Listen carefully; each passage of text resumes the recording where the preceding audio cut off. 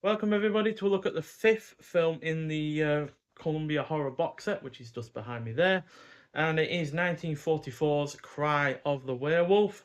So this is directed by Henry Levin, who I've seen a few films from before, but my favourites from him have been the likes of Journey to the Centre of the Earth and Convicted. Granted, neither of those are horror films, but this, thankfully, is. Finally, we have another one in this box set. So clocking in at 63 minutes long, this stars the likes of Nina Fock, who was in the likes of My Name is Julia Ross and The Return of the Vampire, the latter of those starring also Bela Lugosi. But unfortunately, I've not seen anyone else in this in anything substantial. So yeah, this is about a beautiful female lycanthrope who vows to murder those who discover her family's secret. So yeah, like I said, finally this box set is living up to its name, as this is a horror film. Unlike the only other one in this box set before, which was Black Moon, this isn't overly problematic like that film.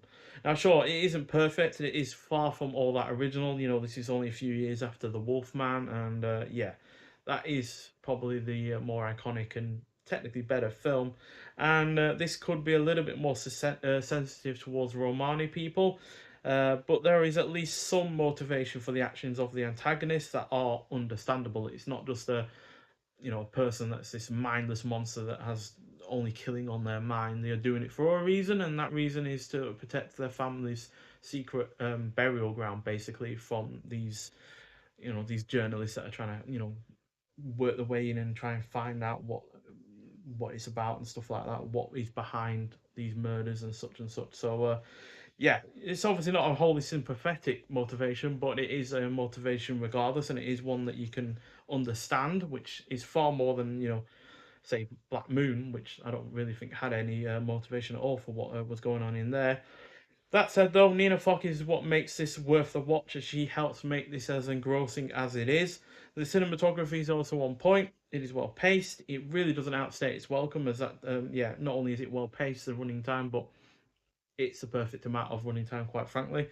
The rest of the cast is decent, and for an evidently cheap film, the production is reasonable. So, yeah, a fairly solid effort, to be honest. Overall, it's 3.5 out of 5. I might well be obviously giving it a little bit of a higher score just because my expectations with this box set have somewhat hit rock bottom. But on the whole, a really rather enjoyable film. And yeah, it's had a high definition remaster. It's got the original mono audio, and then you got audio commentary on Cry of the Werewolf with academic and curator Eloise Ross from 2024. Then you've got Casting Shadows from 2024, clocking in at 21 minutes long. Archivist Tom Vincent provides an overview of the award-winning career of prolific cinematographer Burnett Guffey. Uh, Not sure if he's the one that did the cinematography for this film or the other film on this disc. And then we got Don't Kill Your Friends from 1943, clocking in at 14 minutes long. It's a World War II short film featuring Nina Fock. And then we got an image gallery as well as new and improved English subtitles for the deaf and hard of hearing.